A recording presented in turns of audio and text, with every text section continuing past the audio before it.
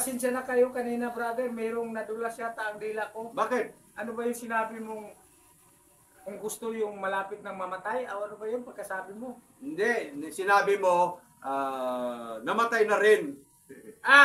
Namatay na rin. Nakaabot pa siya ng 20 years instead na 10 years lang. Ang sabi ko sa iyo, huwag kang magkwento ng patay kasi binubuhay nga natin sila eh. Kaya nga pinagdagdagan ko ng paliwanag kasi hindi ko natapos. Inawat mo ko kagad. Inawat ko ikaw agad na yung nagtuturo na maging mahaba ang buhay, tapos binanggit mo na mamatay din. Pero ganito yun. Mga kaibigan, huwag kayong magmamadaling mamatay. Baka naman naalala-balaban yung kwento ko na ang sabi na isang pastor, mas maganda talaga doon sa kabilang buhay kasi mansyon ang tirahan. Dito, madaling masira. Okay. Pagdating niya doon, wala naman sa Bible yun ha. Wala sa Bible yun. Hindi nakasulat. Pusti lang yung kanyang tirahan. Nag-cheesy siya. Natuwa siya dahil unang-una nakita niya yung kanyang janitor ng kanyang church na malaki ay nakatira sa magandang mansion pero siya unti-unting wala na, pusti na lang. Sabi niya sa anghel ng Diyos na nagkare-kare sa kanya, bakit pusti na lang? Nagmamadali ka kasi mamatay. Yan. Kaya yun ang ibig ko sabihin. Huwag kayo magmamadaling mamatay ha. Okay. Maganda naman yung tawa mo kasi nakakatulong yan sa mga nanonood na. Ay, oo naman. Pero sasabihin hindi, okay lang. Talsik ang laway hindi, ko okay lang. Pero pastor, nasa akin ang huling halakhak. Yan. Nasa akin ang huling halakhak. Purihin ng Diyos. Purihin. Talaga namang natutuwa ako na magpaliwanag sa inyo dahil sa isip ko kasi makatulong ako sa inyo at ang puso ko talagang nag-umapaw sa kagalakan na nagtulungan kaming dalawa lalo na ito medicine ang kaniyang pinag-aralan. Ako naman ay isang simple lang na tao na nakatuklas din. Hindi medicine. Word of God. A Word of God. Yeah. Kasi ngayon, pagsamahin natin yung medicine sa Word of God. Batas. Tatay ko kasi, manggagamot din. Manunuli pa. At ang lolo ko, ganun din, manggagamot. Alam mo ba, Brother Tony, nagsasalita tayo about the herbal. Nagko-comment sa akin yung mga foreigner. Ano sabi? Translation daw. Translation? Translate sorry. daw. Ikaw mag-translate. I-Englishin mo. Kaya mo yun. Kaya mo. Sorry, foreigners. Tulad yan, I will explain it to you. The foods is your... Foods? And the lips is your medicine. The fruits is your foods. And the lips is your medicine. Yes. Yan. English na yan. Translate na yan. And you know what? Yung mga baka, lahat ng gulay at lahat ng damo, kinakain. Lalo na yung kambing. Ngayon, kung kinakain, hindi naman namatay. So, kainin sabihin, natin. Lumalakas sila, di ba? Kaya nga. At kinakain niya lahat na ng damo. Bakit kayo, hindi sila namatay? Bakit kayo, tas ang sarap na sarap pa kayo kumain ng ng kambing at saka baka. Mga processed foods, no? Ang kinakain Hindi mo na-get yung gusto kong sabihin. Ibig kong sabihin, yung kambing at baka, kumakain ng damo. Lahat ng damo. Diba? Kahit yung may tinik na damo. Bakit hindi namatay? Lalo pang lumakas. Lalo silang lumakas. At gustong-gusto natin kumain ng baka. Kaya nga. Di kainin natin lahat ng damo. Para wala tayong gutom. Ilalaga lang. Ay, lalaga lang. Ikaw kinakain mo hilaw eh. What's the next? Pinakain ko lang. Remind ko sa inyo, sa lahat naman nag-dialysis, huwag niyong isipin na malaki naman ang binibigay ng gobyerno. 10,000 hanggang 5,000 every 3 months. That is not good idea. I am suffering for a dialysis. No problem, as long as I am receiving 10,000 to 5,000. My God, that is not the real life you want to be. Kasi, hindi yun ganon. Ang sabi ng Diyos, ingatan mo ang iyong katawan, dahil ang katawan, hiram lang natin sa Diyos. Yan. At isa pa, ang katawan natin Ikaw, Pastor, nagkukulang ka na sa paalaala kung Kaya ano nga, mga pinaggagawa mo. templo Eh. ng Espiritu Santo.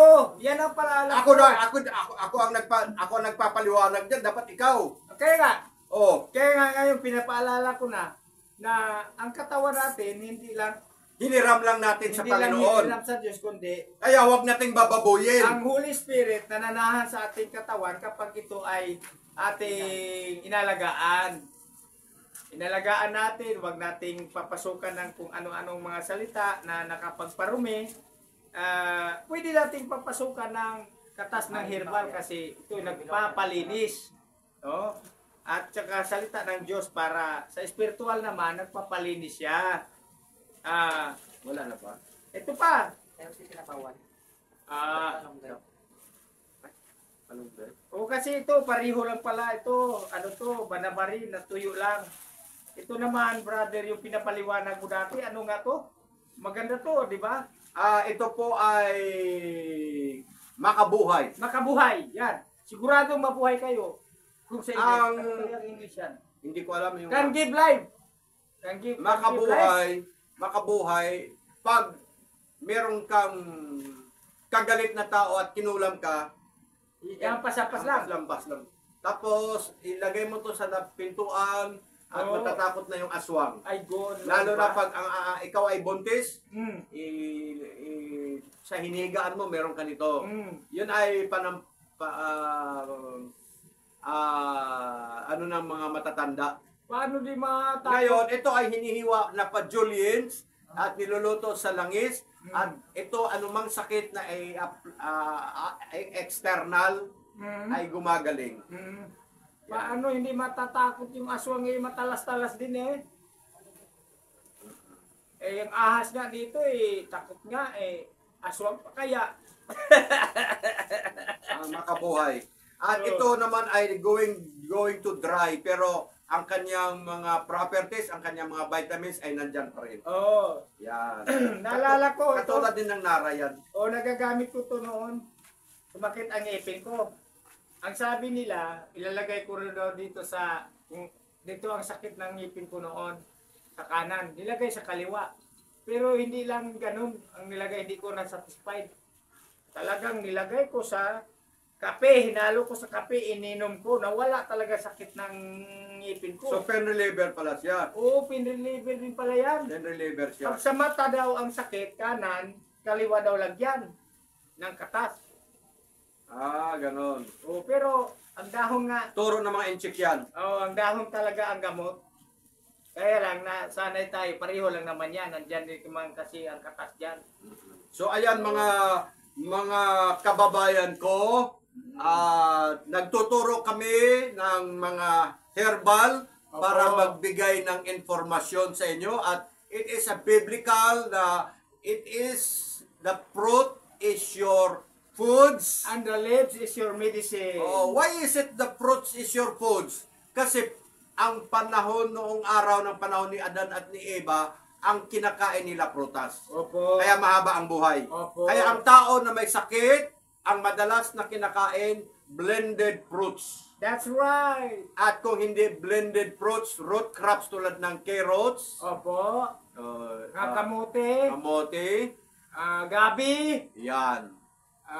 Root crops, sa madaling salita, kabuhan. Kabuhan. At saka fruits naman tulad ng talong, fruits yun. Okra, fruits yun. Oo. Kamatis, fruits yun. Oo. So nagbibigay kami ng information sa inyong mga kababayan nawa Ayun. dahil sa pagbibigay namin ng information, parang awa nyo na YouTube.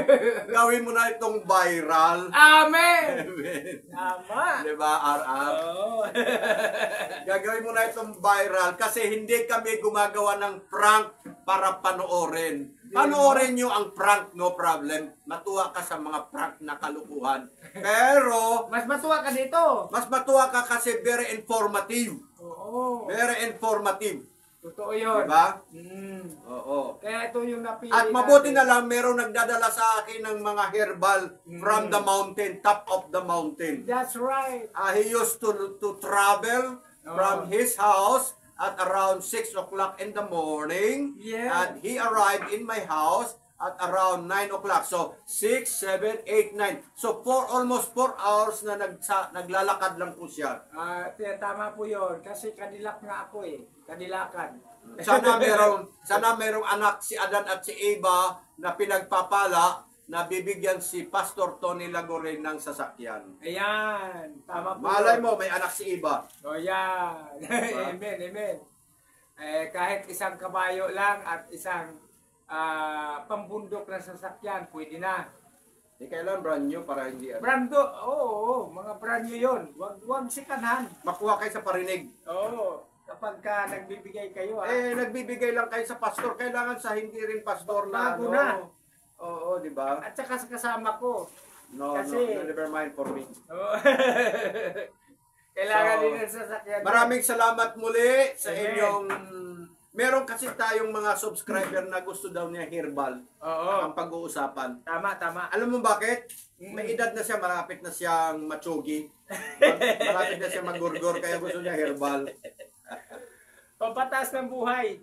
Alam niyo ba sa Bible? Pampataas, pampahaba. Pahaba ng buhay, umabot si Matusalem ng 969 years old. Yan. At ang tagaliti na isang babae, interview ni Jessica Soho, 127 years old. Yan, dahil sa Dahil herbal. ang gulay at prutas ang kanyang kinakain. Yan. Ayan. Diba? Oh. So, very informative. Kaya, nako naman, YouTube, mag-viral na kami. Alan, yes! Hallelujah. Mag-viral na.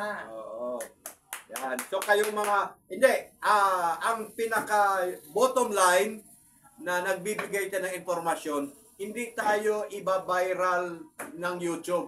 Ang magbigay sa atin ay ang subscriber, May ang views. Tama, tama. Oo. So, kayo mga nasa aming views na nanonood, you have to listen this kind of information kasi it is not all the time na you have money. Yes. You have money to buy medicine at the Mercury Drug or any pharmacy, but we have to come back again to a herbal medicine. Yes. Babalik tayo sa herbal medicine kasi meron akong isang subscriber na tinaningan ng doktor at ang ginawa niya, herbal na lang ang kanyang iniinom.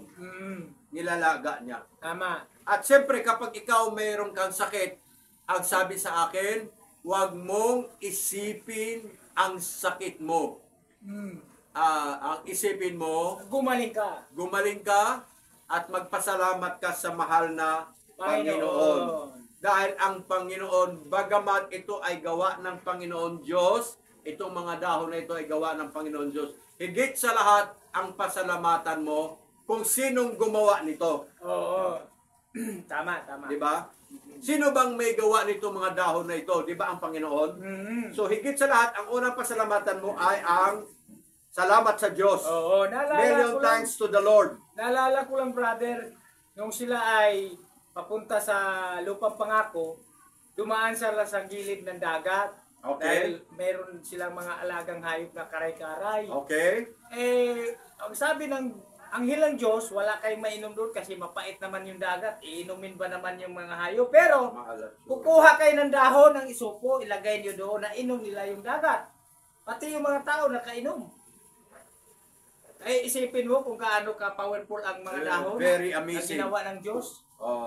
Di ba? So, ibig sabihin, ang unang pasalamatan ay Ang Diyos. ang Diyos. Oh. Na ang pangalan niya ay si God the Father. At Jehovah Yaira, siya nagpro-provide. Jehovah Yaira or Jehovah Yud-Hibab-He, Diyos na mabuti. whatever it is. Meron siyang mga... Whatever it is, Jehovah. Yes. Kailan ba na magsimula yung Jehovah? Noong 14th century. Doon tayo sa simula. Sabi ni Jesus, God the Father. Yan na nga. God the Father, bakit kailangan pang Jehovah?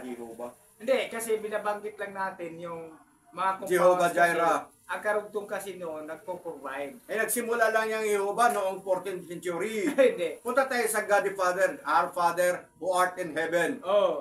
Kaya nga, ganito yon. Tama ka. Ama namin sumasalangit ka, sambahin nawa ang ngalan mo. Kaya tinuturo din natin yung pangalan niya. Ang pangalan talaga niya, Yudhi Babhi, Diyos na mabuti. Sa modern Hebreo, Yahweh or Yudhi Wawhi. Ngayon, pagka 12 compounds name, kasi may karagdagan na parang ang compounds kasi merong tulay siya, tinutulayan. Na siya nagpo-provide, ang Diyos ang nagpo-provide, kaya nabago ang kanyang pangalan. Pero ang pangalan talaga niya, Yudhi Babhi. Diyos Sige, na mabuti. respeto natin yung panampalataya ni Oo. Pastor. Di lang yung panampalataya mga kapatid, kundi aral po yun at naaral natin sa Bible. Sa Sige. original manuscript. Hebrew language. Genesis chapter 11. Andun po yun. Anong pangalan? Genesis chapter 11. Hebrew language.